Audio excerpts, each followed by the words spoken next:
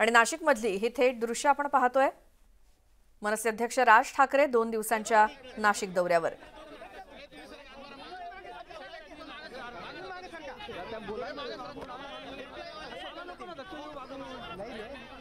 विधानसभेसाठी मोर्चे बांधणी सर्वच पक्षांकडून सध्या सुरू आहे। त्यातच मनसे अध्यक्ष राज ठाकरे 2 दिवसांच्या नाशिक दौऱ्यावरती गेलेत। तर आजच्या दिवसाचे काय कार्यक्रम संपूर्ण अधिक जाणून घेऊयात आमचे प्रतिनिधी लक्ष्मण घाटोळी यांच्याकडे। लक्ष्मण, काय माहिती राज ठाकरेंच्या नाशिक दौऱ्याबद्दल? मनसे अध्यक्ष राज ठाकरे कालपासून नाशिक दौऱ्यावर आहे। आज संतश्रेष्ठ निवृत्तीनाथ महाराजांची पालखी जी आहे ती पंढरपूरच्या दिशेने प्रस्थान करणार आहे आणि याच पालखी सोहळ्यामध्ये सहभागी होण्यासाठी आणि संतश्रेष्ठ निवृत्तीनाथ महाराजांच्या दर्शनासाठी राज ठाकरे नाशिकला आलेला आहे। ते आता नाशिकमधून त्र्यंबकेश्वरच्या दिशेने जात असताना त्यांचं ठिकठिकाणी राज ठाकरे यांचं स्वागत केलं जात आहे।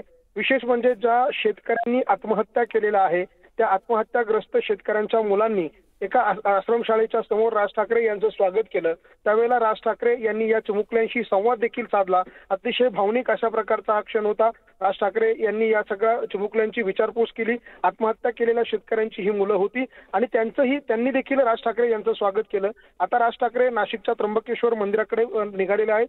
पुढच्या काही वेळामध्ये ते नाशिकच्या त्र्यंबकेश्वर मंदिराच्या बाजूला असलेल्या संतश्रेष्ठ निवृत्तीनाथ महाराजांच्या समाधी मंदिराच्या परिसरात जातील आणि त्या ठिकाणी असलेल्या वारकऱ्यांसोबत देखील राज ठाकरे संवाद साधणार आहे।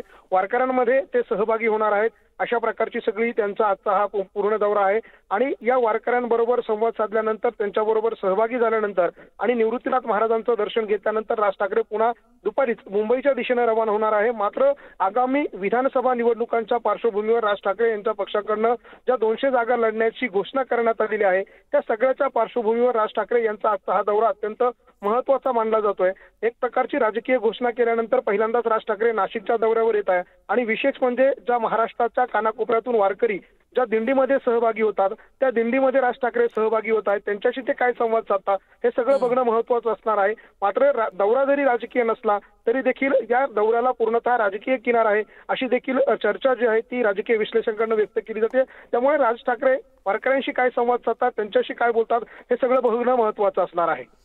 बिलकुल, धन्यवाद लक्ष्मण या माहितीसाठी।